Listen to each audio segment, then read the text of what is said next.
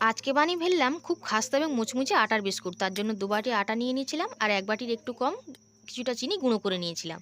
আর একটু বাদামকে গুঁড়ো করে নিয়েছি। আর দিয়ে দিলাম স্বাদ মতো লবণ। আর দিয়ে দেবো ৪ চামচ মতন তেল। দিয়ে খুব ভালো করে মিশিয়ে নেবো। ময়ানটা কিন্তু খুব ভালোভাবে দিতে হবে। তারপর অল্প এই সামান্য জলটুকুই দেবো। এর থেকে বেশি জল কিন্তু দেওয়া যাবে না। এরকম মেখে একটা ডো মতন করে নিয়েছি।